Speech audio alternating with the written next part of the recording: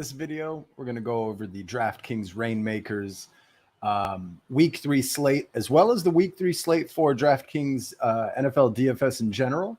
We're going to start off, focus the episode around Reignmakers. So any questions you have throughout the process, please don't hesitate. Drop them in the comments. We're here to help.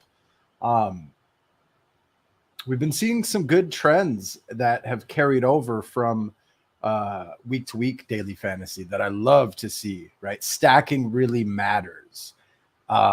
In most cases, right? You could, in theory, put together a whole bunch of one-offs, but the chances of you hitting are slim. So let's get it rolling. All right.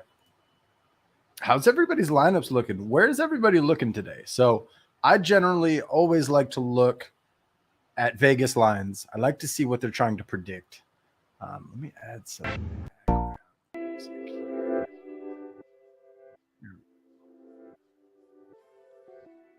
Now, this is not a paid promotion.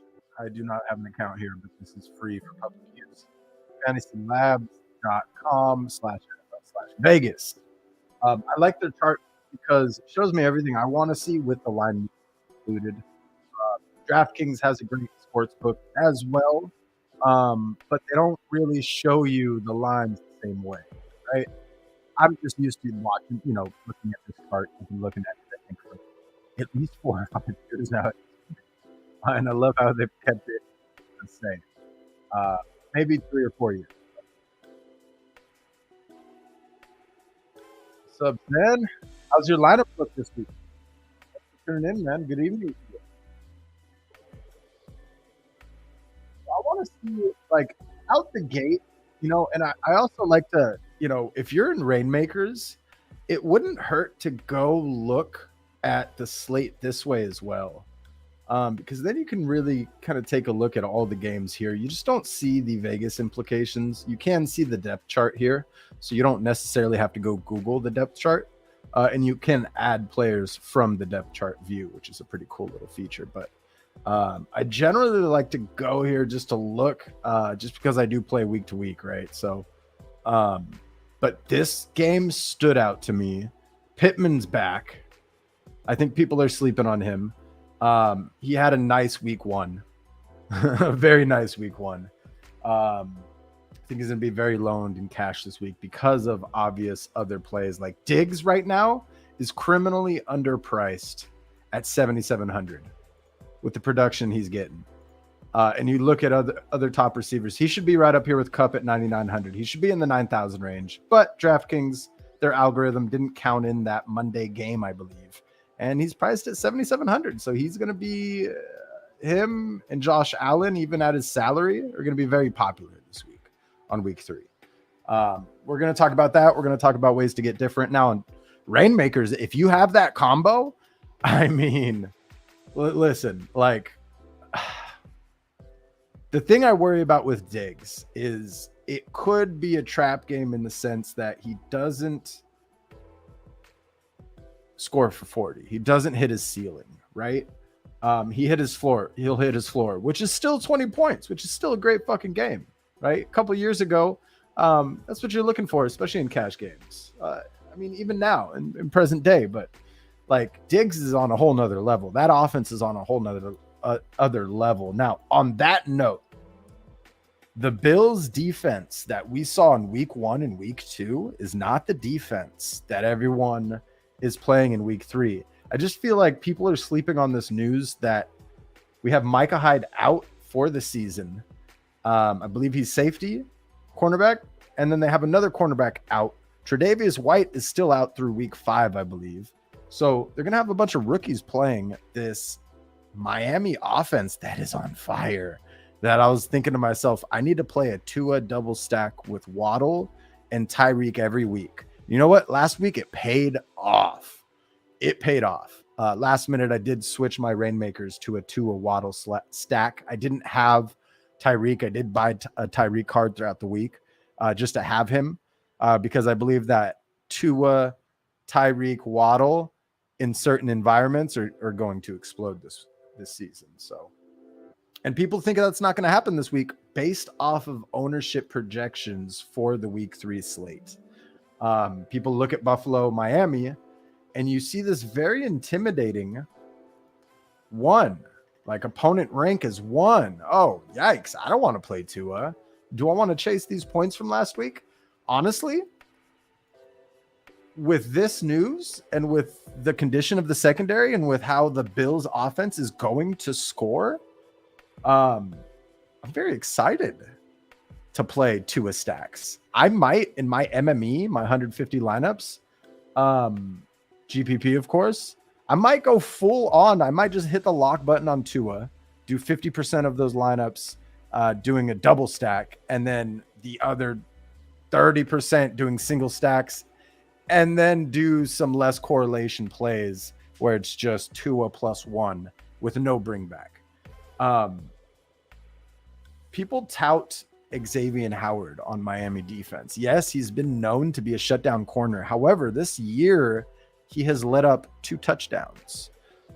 He has let up a very high passer rating.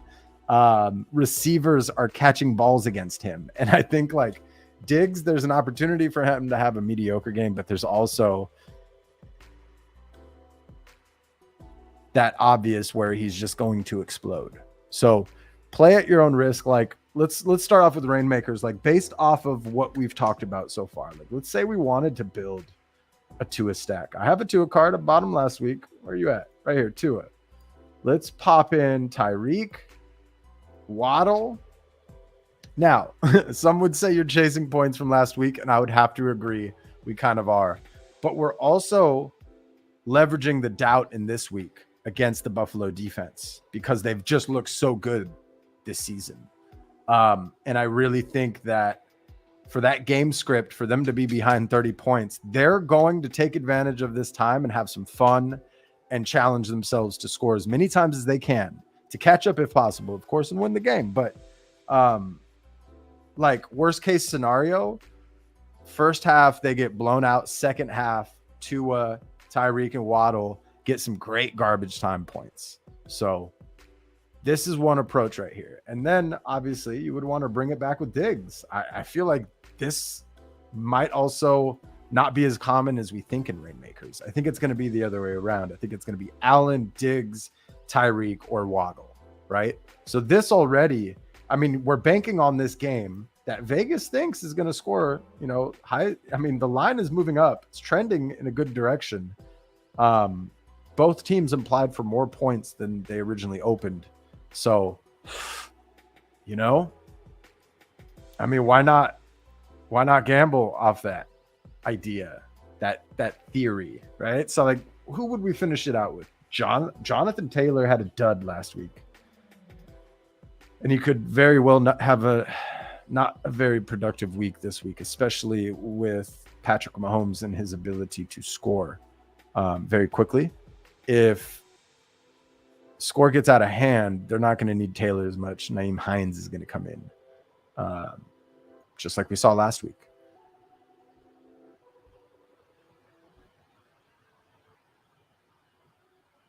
This game environment's awesome. Wentz has been on fire through 2 weeks as well. Some people are saying it's a trap game. Don't play him against Philadelphia. I will admit their defense is good. It's looking solid. But here's one fun fact. When you go look up Carson Wentz on Pro Football Reference, he's never played the Philadelphia Eagles, yet he was on the Eagles. I mean, if anybody remembers, I'm sure he still has, I don't know, he might roll into week 3 on fire. So I'm going to have some Wentz exposure on my week 3 slate, but not in GPP. I think I'll do that more 3 max, more cash, more single entry. I think it's a great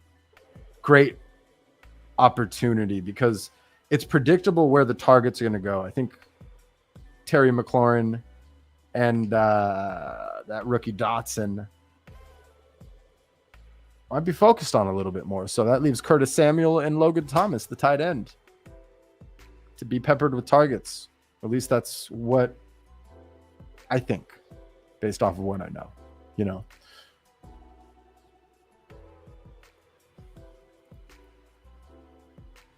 McCaffrey, his usage has been going up. And see, here's a reason I like to look at the week 3 in another tab. Here's one thing that Reignmakers doesn't show you yet. If we go look at McCaffrey here, we can see his stats on the year, week by week. Reignmakers doesn't show you this. So you can kind of go and look back and, all right, week 1, were they easing him in, or was this just the new staff and how they operate, right? The new scheme. But then we see an encouraging 15 touches. He was very efficient with those touches, 6.8 average. He did have a long one there, so maybe his average would have been a little lower, but then he had 5 targets consistently. We would hope that's 20 touches, 20 opportunities with the ball. That's awesome. Maybe people are sleeping on him. If we remember in past years, Christian McCaffrey was putting up these numbers that we see from these wide receivers. So it could be a Christian McCaffrey week. Could be this. I don't know. Looks good. It does. It really does. But let's keep looking. So Eckler, interesting. I mean, I believe they're favored by a bit. Well, yeah. So this is funny. Herbert is questionable. I'm pretty sure he's going to play the quarterback. You see it opened at 29 and it's currently at 23. It started off with a 50-point game total. I remember building a few Trevor Lawrence stacks, GPP, YOLO, silly for the millie type of thing. But I'm probably going to have to back away from those. So like originally with that 10-point spread, I don't know, Eckler might be in a good spot, especially with the backup quarterback. I don't know who the backup quarterback is over there, but this is appealing to me, this lineup right here. And when we go look, since we can't see Eckler's history on the year there, we just go look on the week 3 slate.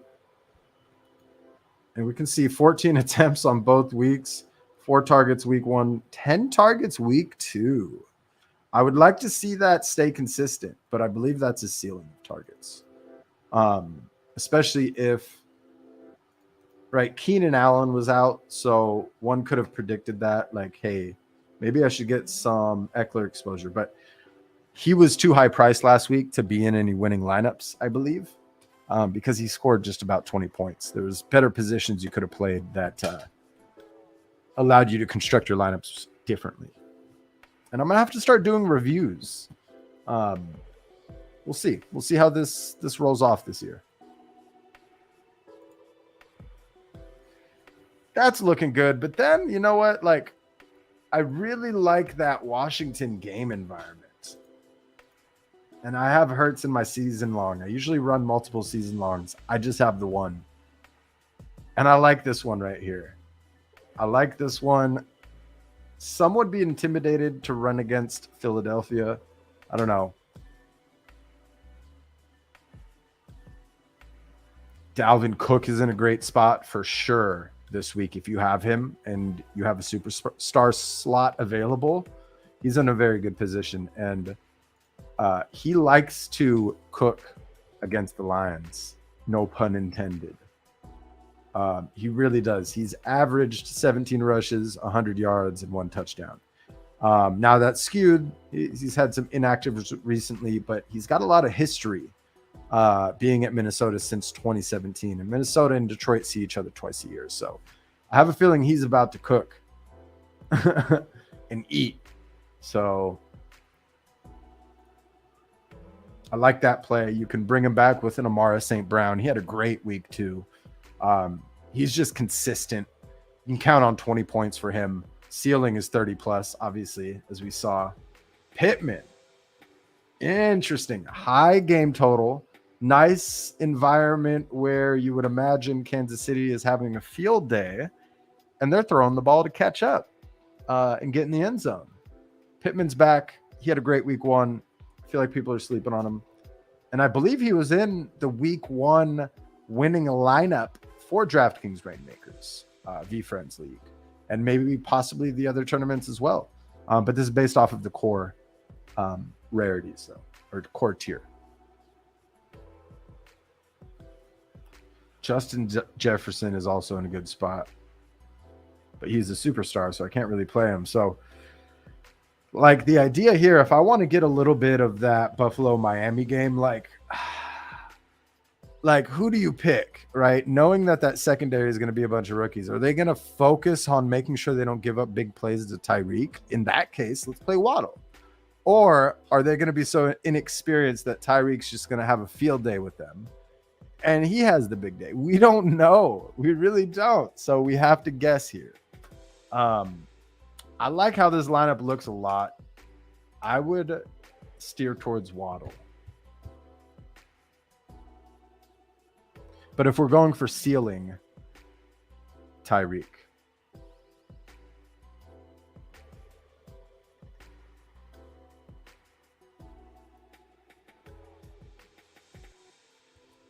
Devontae Adams is interesting this week.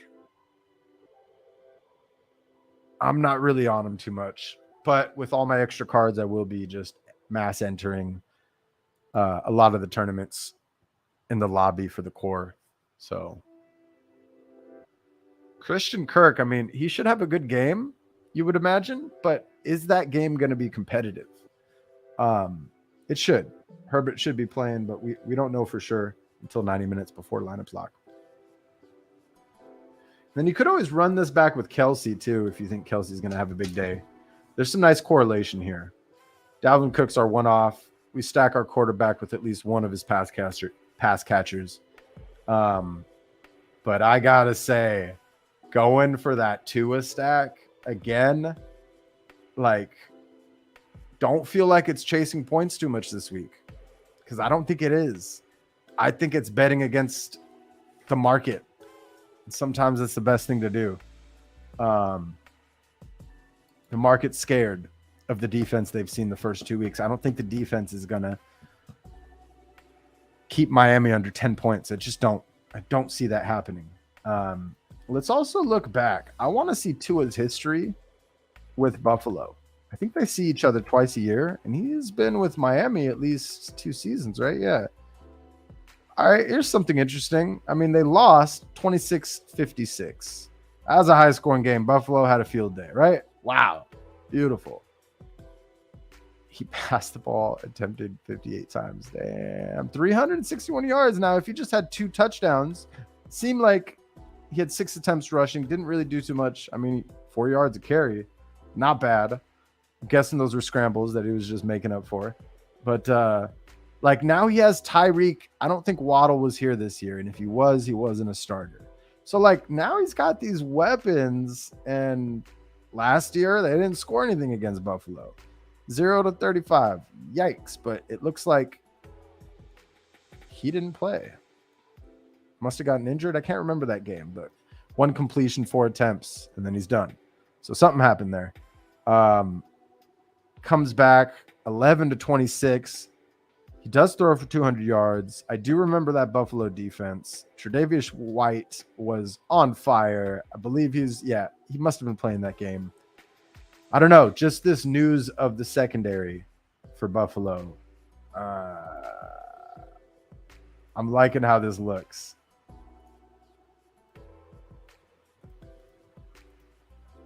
Run it back with Diggs, and then just take your pick at running back. I don't think too many people are going to pick this combo, to be honest, because they're going to be scared off by the opponent rank. They'll pick one of these pass catchers, or possibly both. But I feel like people are going to not play Tua because of this one. And he could very well have another 40-plus point game. And yeah, over here, since salary doesn't matter as much, you might want to play Josh Allen. But I don't know if I want to buy Josh Allen. Oh, he's $29. That's not bad. Might not be a bad idea. He should have a fucking field day, right? And if you're banking on Diggs not doing the deed, and overall,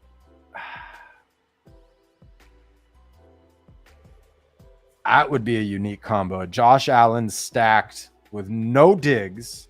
Like, let's say Xavier Howard shuts down Diggs. Let's say that secondary at Miami, their goal is to make sure Diggs doesn't do what he did Monday against Tennessee. He'll he'll be passing to other receivers. And why try to guess? Why not just play Josh Allen, get a very unique approach here, and then you're free to go with a Cook. Oh, wait, but Josh Allen is most likely a superstar, right? Let's make sure we check that. Yeah, he's a superstar. So we can't use another superstar. Who else do we have?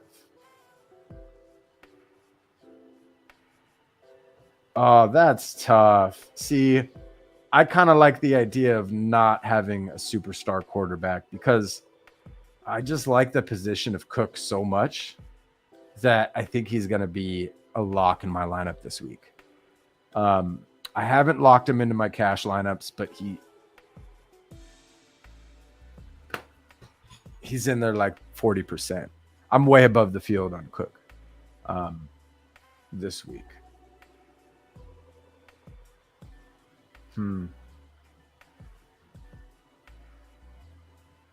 So let's pretend Josh Allen's in my QB slot, though. Who would we finish it out with?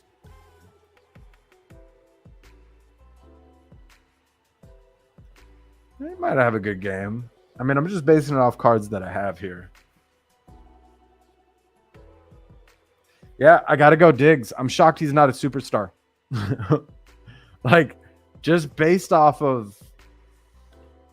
Yeah, I like this.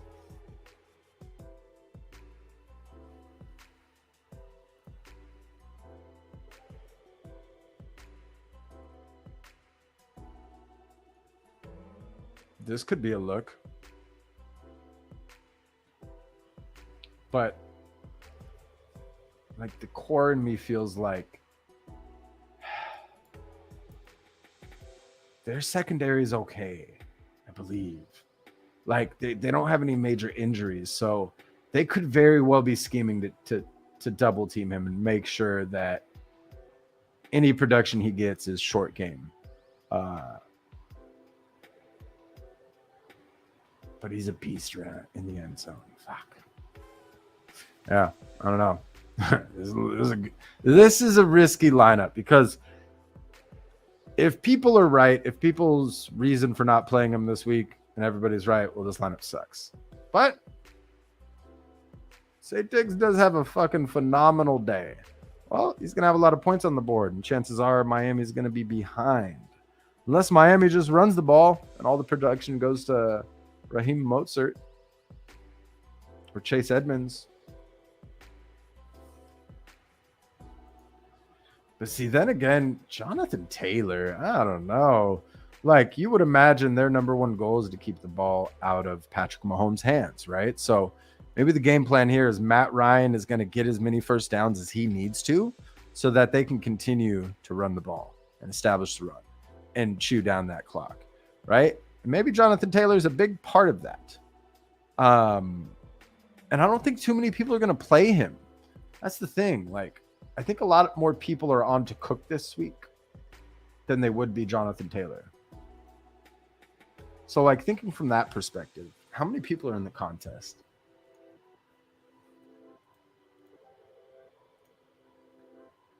$1,800 this week so far. Not that big of a field. So you don't have to get too cute.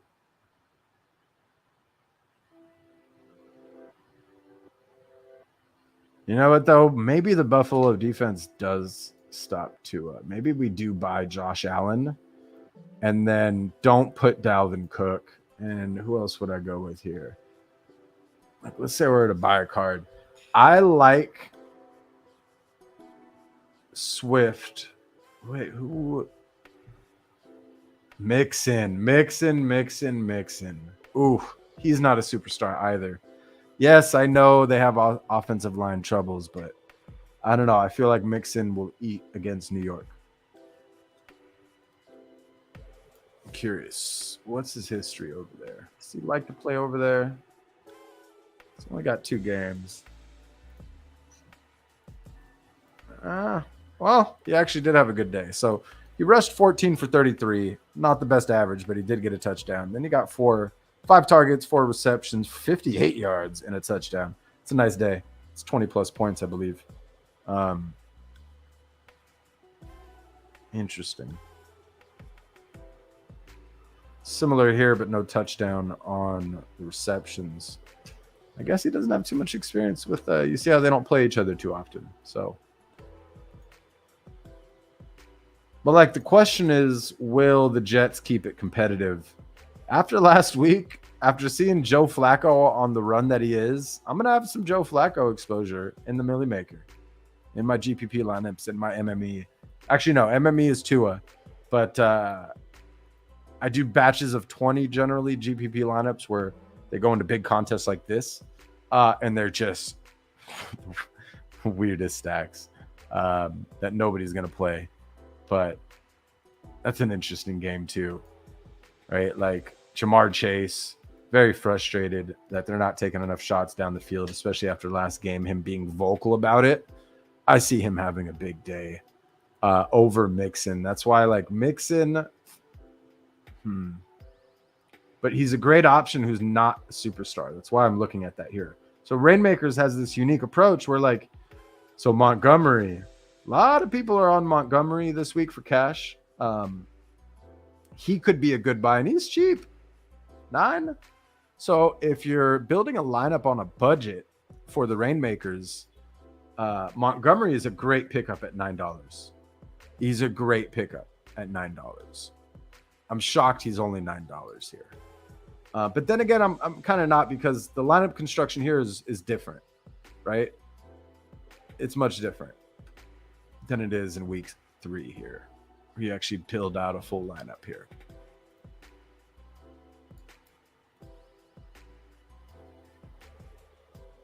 Yeah, I think that's solid. Let's build a week 3. Let's just look at the week 3 slate. Oh, I forgot. You know, I don't normally drink on air, but it is Sunday or Saturday, and this is football. That was the only one I had in the fridge, and it's been a hot day, so cheers.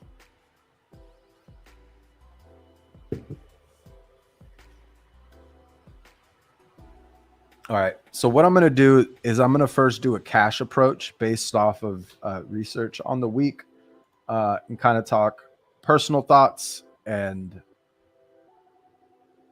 things I'm paying attention to, things I'm keeping an eye on. And then after that, we'll do a GPP build. We're going to do it in this because I've customized this to be public so you don't see all the details, right? You see any sensitive data is blanked out. Let's get it rolling here.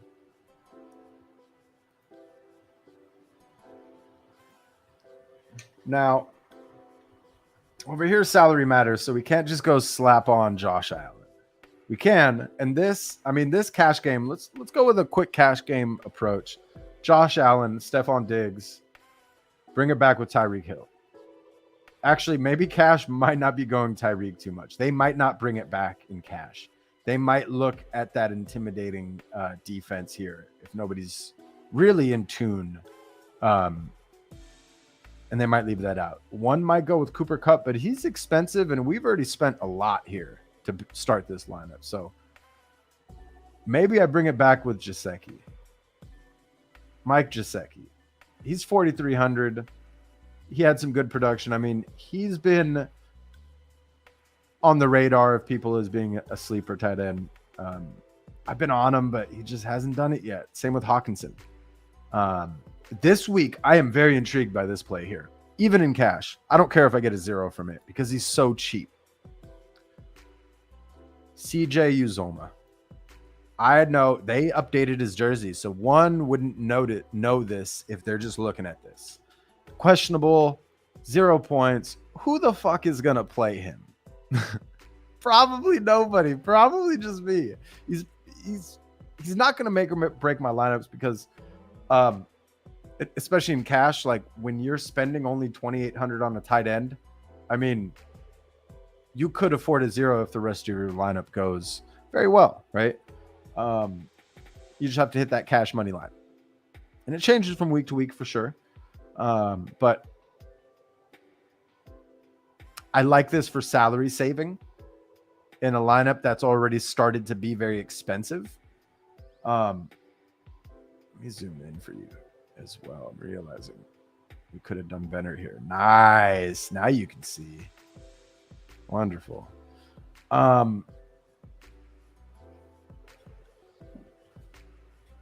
I like correlation.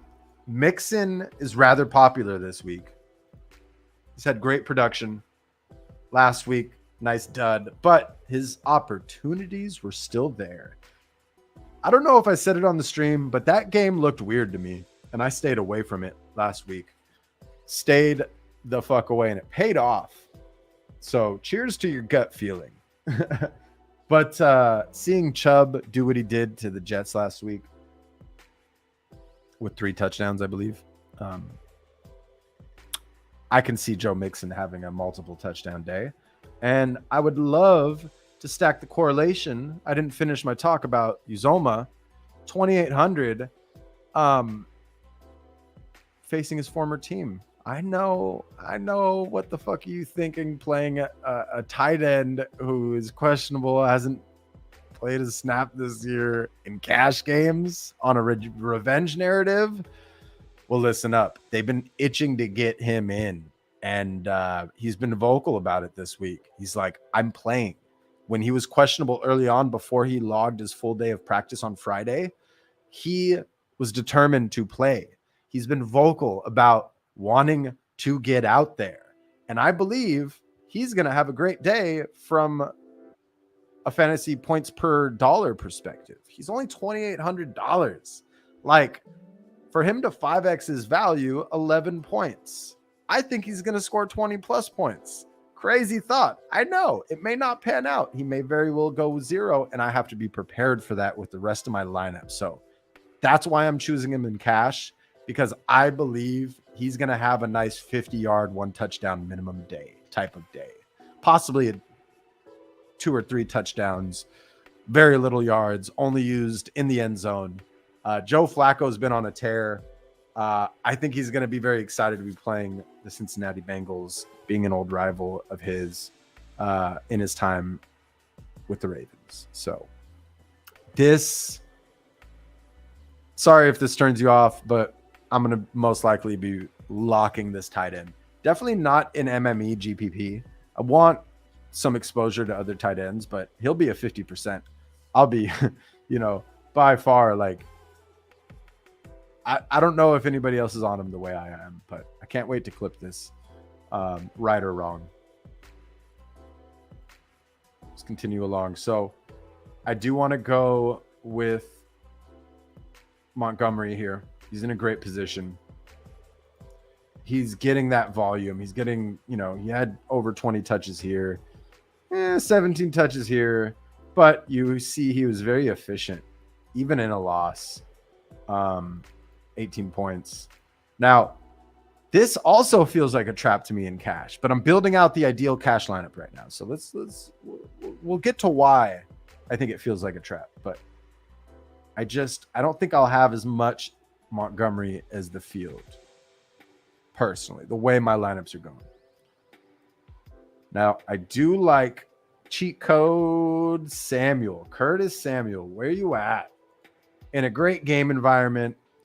Wentz facing his former team. He faced his former coach week 1. For those who are unaware, his former coach is now at Jacksonville. And I don't know. I feel like he's going to have a similar show out with his former team. His first time playing his former team. Now, maybe, the team has evolved and all the same players are there, but I think he's going to have a great game. I don't know. GPP for sure. I don't know if I would go there in cash, but he is a great price. So proceed with caution there, though. But I want Curtis Samuel. Why? Because Philadelphia, they've been doing great with their secondary. And I think that they are going to keep McLaurin and Dotson. Now, Dotson's definitely used more in the red zone. But I think it's going to be a Curtis Samuel or Logan Thomas type of production from Washington this week. Could be wrong, but that's just where I see it happening. So I love this cash game here, though, because this wide receiver is only 5,100 on week 3. Look at his production. Week 1, 11 targets, 15 touches total. Week 2, 10 touches. But he's efficient. He's doing his thing. He's moving the ball. I'm loving how they move him around the field a ton. That's why I think that secondary is going to be focused on their assignments, and Curtis Samuel will have a little more opportunity than. Not to say that McLaurin can't pop off, because he can any given week. It is any given Sunday. So if you're feeling ballsy in GPP, silly for the millie, I think we're going to construct a Wentz stack and we'll put him in there. But I like Samuel for cash. I also like Hurts for cash too. I think he's just going to have a phenomenal year. He's been off to a great start, very efficient. Had a great game against Minnesota there, and the defense stopped that offense that everyone predicted would score much more than they did. So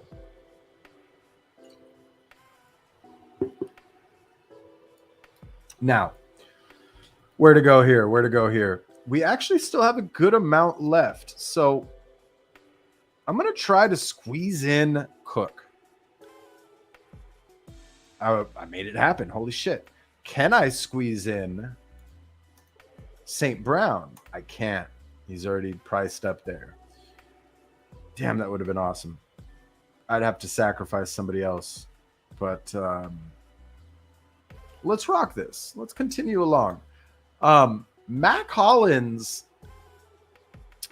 this is more single entry. I wouldn't go there in cash and head-to-head, but don't sleep on Mac Hollins this week. I think that with Hunter Renfrow out, with Tennessee going to try to stop Devontae Adams. I mean, Waller's there too, but Mac Hollins last week did pretty good, and he's pretty cheap. Nice salary saver there.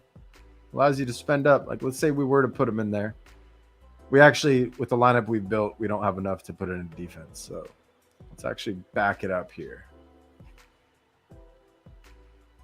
Unless we get rid of Montgomery, I would actually go Cook over Montgomery, but let's see how our lineup plays out after the fact, because it's going to make things look a little different. We'll probably have to use Mac Hollins.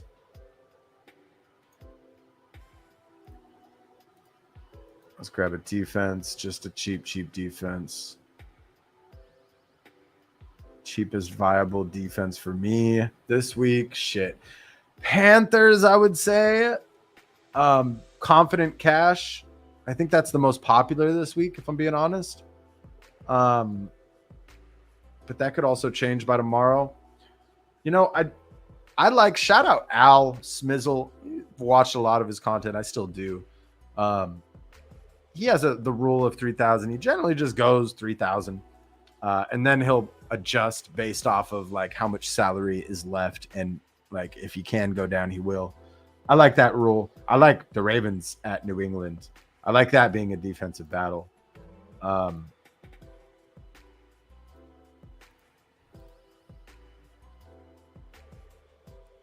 Pittman. Can we fit Pittman? We can't.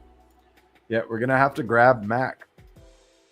Now, Dortch, can't forget to mention Dortch, but his price has gone up there. In most cases, right, if I'm looking at Dortch, I'd rather put in Samuel, but I already have Samuel in my lineup. So maybe Dortch gets back to a 9-target week. I just don't know. If he was still 3,800, I'd be more inclined to play him. I played him in cash both weeks, and he's worked out well, but now he's just a little too expensive. I like this as a salary saver here. And that leaves me with 4,400, but still, okay. Who?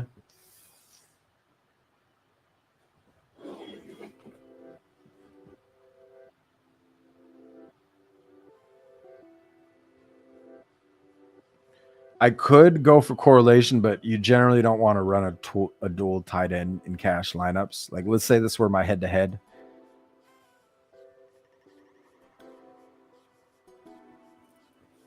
Yeah, like Jaceki, right? But then, hey, Dortch is sitting there and he fits. But then what I was talking about with the defense, I wasn't completely sold on Baltimore. Let's look a little further. So this is another interesting game environment. A lot of people, I think, are off Seattle. They're saying they're bad. Marcus Mariota doesn't have too much experience in that stadium. And I feel like that stadium affects players more than you think. So You know, Falcons or Seahawks are a great play, but I'd rather play Seahawks with them being accustomed to the noise in that stadium. So that leaves us 4,700 now to go look at a different grouping. So Russell Gage, interesting spot. Didn't have the best week, but Chris Godwin, Mike Evans out with Tampa Bay. So Tom Brady is not afraid to spread the ball. The problem is who's getting it. Julio Jones is game time. Russell Gage, game time. Perriman, game time. You truly don't know, right? We'll know 90 minutes before. So if you do choose one of them, you got to have the option to pivot. I mean, Cole Beasley was just activated from the practice squad. So, like, I don't know. He could be a sleeper in tournaments that very few people are going to play, if any. But I'm probably not going to go there. I just wanted to show that situation with all those wide receivers because you could find some value in wide receivers there. The problem is guessing which one, who's going to get the points out of Tampa Bay. That's tough to guess with Tom Brady. The safest bet is Tom Brady, but I'd rather go Josh Allen in my cash lineup on this example. So who else is on my list? Give me a second here.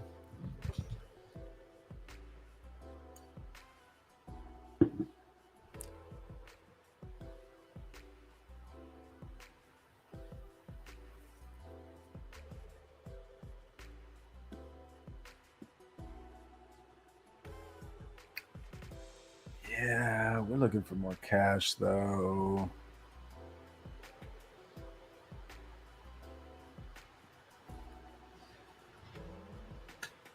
So unless I pay down wide receiver here, but I don't like it. I don't know how I feel about this cash lineup here.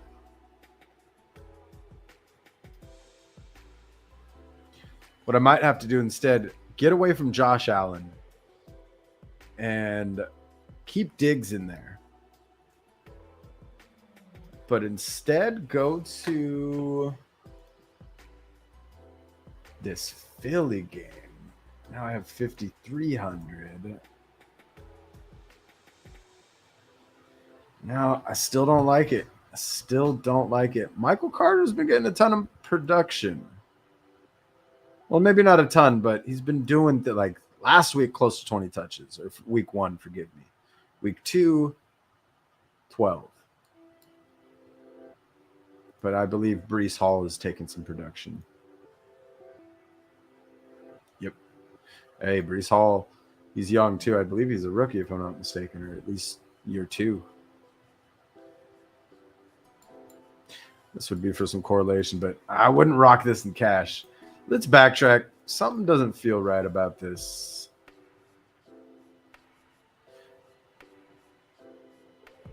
Let's say we get away from Mixon. We go with Montgomery. Right. I like the home environment here. They're both running backs playing at home in cash. That's great. Maybe that allows us to go back to Josh Allen now. Now we have 6,400 with the current defense. Ooh.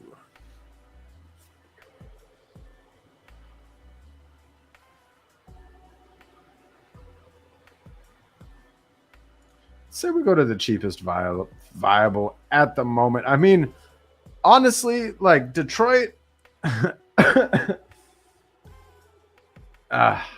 can't really do that. That's not the smartest thing to do when you have the running back of the opposing team. In GPPs, by all means, do whatever crazy plays you want. I'm thinking Carolina. Save 100. So now we're at 65.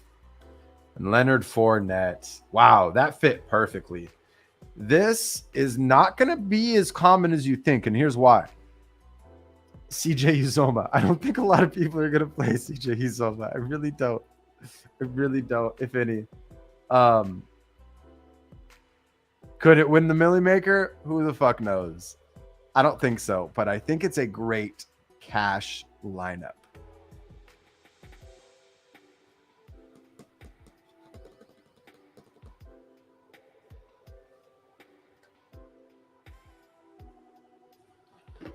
I think so. Now let's go GPP. Where am I on GPP? You know, I want to just at least show what one of my builds would look like this week because I'm going heavy on MME. I am chasing those points from last week. I don't care if I lose all the money this week on those entries. I just think it's going different than people think it's going to go. So let's say I grab both these receivers. I think they're going to have all the production, or at least 80% of it. I just can't pass up Diggs. I don't care how chalky he's going to be. It's tough to pass him up. It's tough. Like, for the price that he is. The same with Tyreek and Waddle. I mean, they should arguably be more. Like, this is an interesting approach here. It's great exposure to that game. Now, let's start getting a little bit different if we can. We have 4,300 left per person. So let me go to my defenses. Since this is GPP, I'm just going to go Detroit for now. I want as much money as I can. I'm not worried about defense. They do have a rookie there who's sacking last week. He sacked Wentz quite a bit. If that continues with Cousins, 10 points from the defense, $2,200 defense is not bad at all. I would hope for that plus a defensive touchdown, pick six. That'd be awesome for 2,200, right? GPP. This is GPP. Remember, everybody, silly for the millie. We're playing 250,000 people in this. This is not cash. This is not head to head. Now, moving along.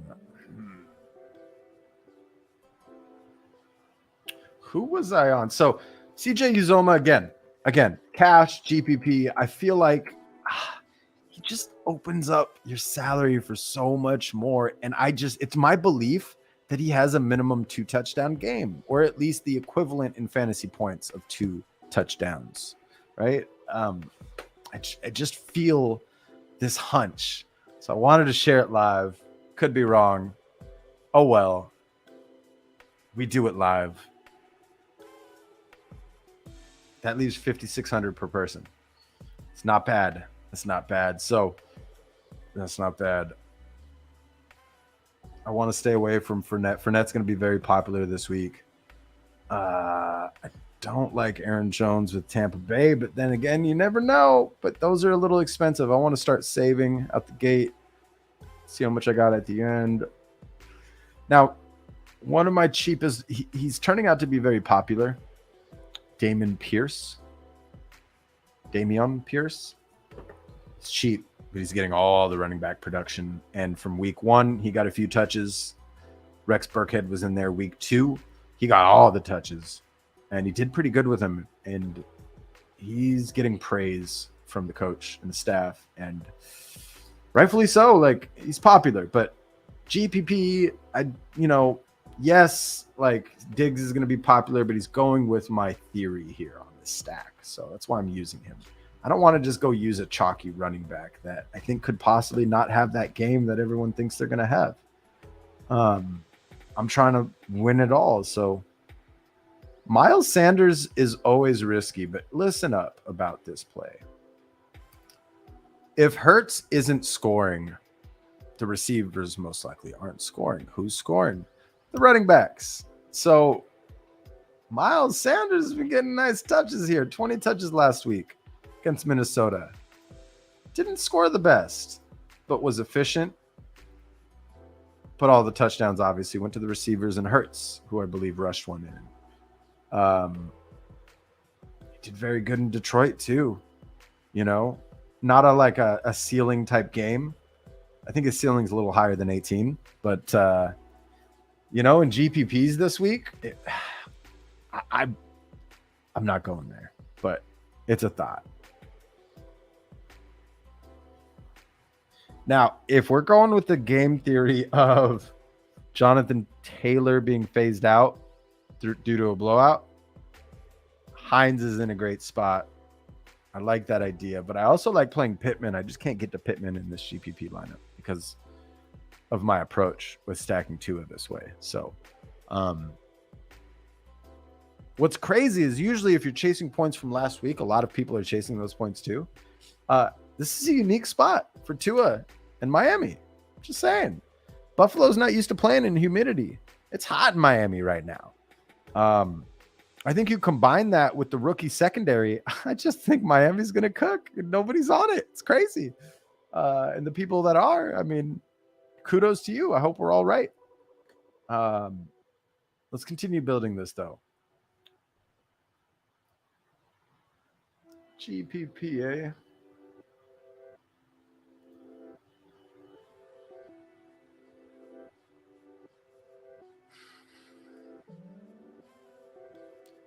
This is tough. I think I'm going to go chalky Mixon because I have this tight end. So my idea is if New York has to score, it's got to be some correlation on the other side. New York Jets are bleeding points to running backs. So, let's eat the chalk there. Fuck it. Why not? Looks like we're going to have to punt one more aside from Uzoma.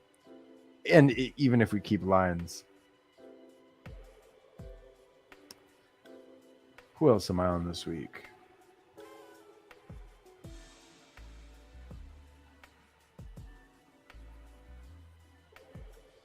News for Josh Jacobs. He was ill this week. He did fly out to the team, so it looks like he is playing. There was some doubt to him playing this week, so you don't have to go guess on the backups, I don't think, but make sure to check injury reports leading up to lineup lock tomorrow to be sure.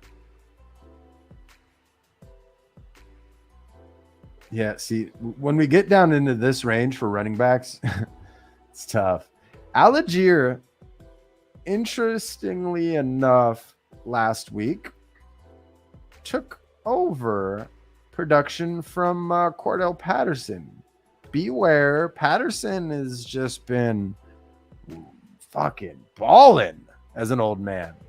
He's a vet. He's a veteran. He what he's been doing for his age and how many years he's been in the league. But this could be his breakout game at 4,400 GPP. Keep in mind, this is fucking GPP here. And this is if you think that defense is going to continue operating the way they have because they've been doing good. I noticed it week 1. And then week 2, I had a little exposure to them, but not as much as I wanted. And they did very well on defense. Got 4 sacks week 1 against New Orleans. I mean, decent. And the correlation here, running back defense, if defense is getting turnovers, maybe interceptions, getting tackled in the red zone, who's taking advantage of that? The running backs. So I don't know. This is an interesting GPP approach here so far. We have correlation, secondary stacks. So we have our initial stack with Tua, 2 of his pass catchers, bringing it back with Diggs. We have a secondary stack with his running back and the opposing tight end in New York, Cincinnati. We then have even more correlation with another secondary stack or triples. I don't know how you would call it. I guess just secondary stacks, right? Plural. And Atlanta's hopeful primary running back, or at least he gets most of the touches and does more than Cordell. And that defense, that's GPP as fuck. I don't know who's going to own them. Ooh. So we eat the chalk in some places. 4,300 left. All right. So, all right. Now, I already know who's at 4,300 after our cash review. Fuck. Excuse my language. This is not too good. Now, the GPP mindset here is they let it rip with Dortch. Let me go double check the secondary at Los Angeles Rams here.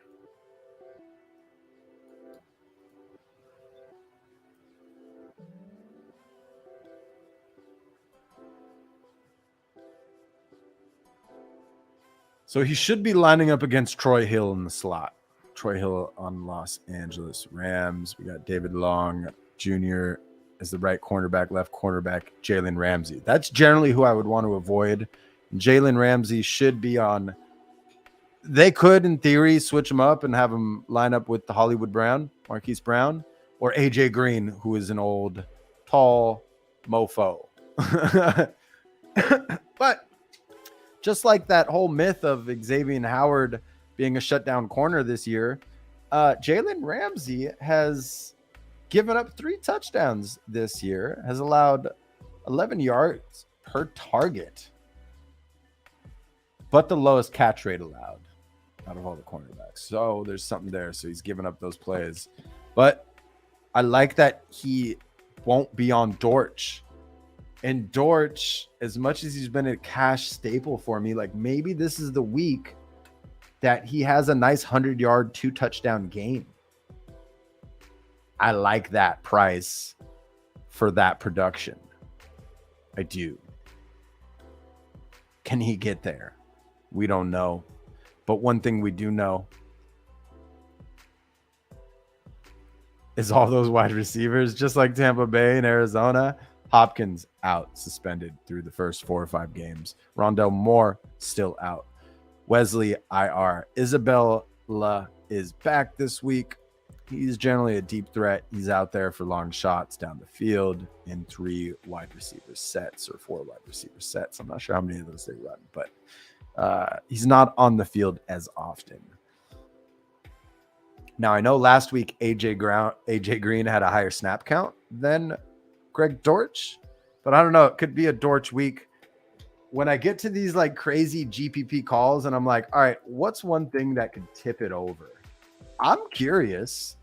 They're playing in, where are they playing? Okay, they're playing in Arizona, but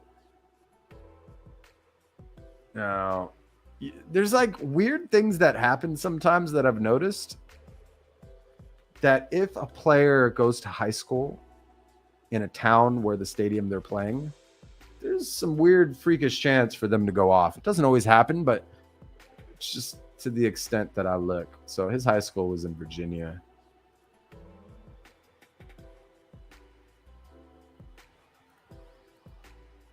GPP for sure.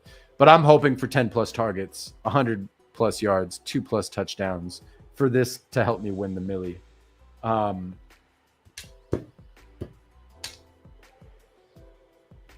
looking for 7 times its value. So I'm looking for him to score 28 fantasy points if I think this lineup's going to win the GPP. Could it? I think it could. I really do.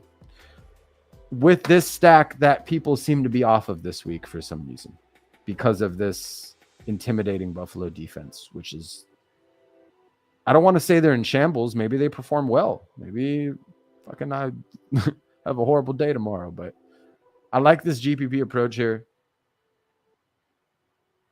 And yeah, with that,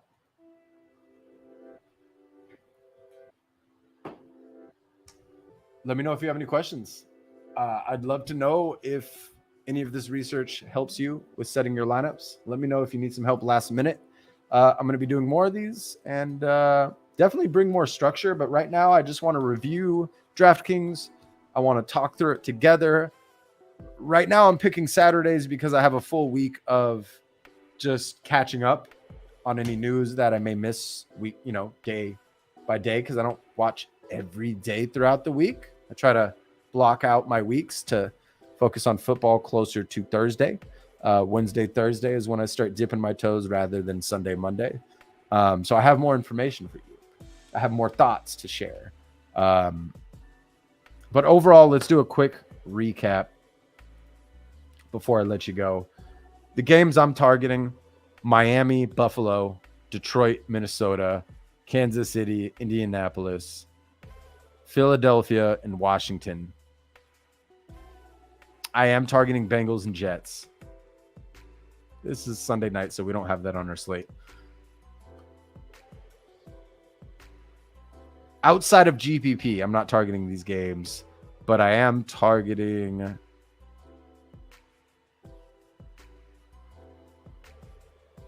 Yeah, no, that's it. I would say those are my top 4 games right now on the week. And then if you need an afternoon slate to go after, so let's go take a look at a lot of the, let me just refresh this so we see it in its default view. I want to go down to the afternoon slate. I generally like to pick a game out of the afternoon slate if I can. My favorite would be Los Angeles and Arizona, hands down. Vegas agrees, although line has moved down, but it's not too big of a spread. I think Kyler should keep it competitive. And I think Dortch is an interesting GPP. I hate to say it. I'm cringing. Cooper Kupp, if you can get to him in cash, get to him. But just know he comes at a price when Diggs is in a great fucking position. And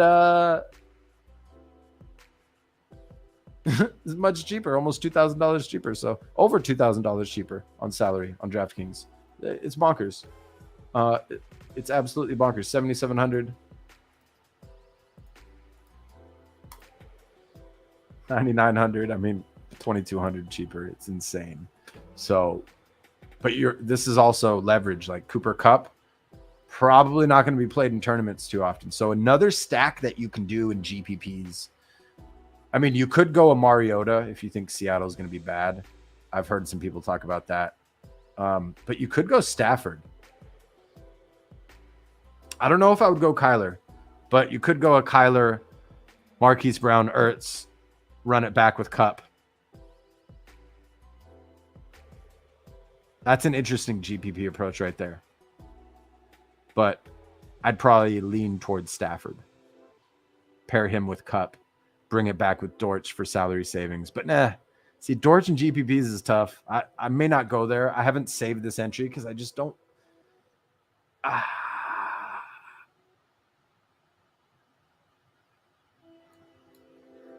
just don't know how I feel about the Atlanta play.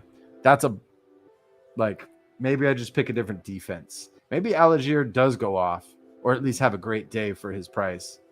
I don't know. I'm just not feeling that, but that's definitely a GPP approach. Now, with that, this has been another episode of BitmonkeyTV. Week 3 DFS slate for DraftKings. We focused on setting lineups for the DraftKings Reignmakers. If you want to see more of these videos, please do drop a comment below, hit like, share, subscribe. Let us know that you really want to see it, and we'll make sure we do these consistently and more often. I want to start doing lineup reviews, not only on the weeks that I'm successful, but the weeks that I'm unsuccessful. I think that's very important feedback for everybody to see. And yeah, until next time, peace.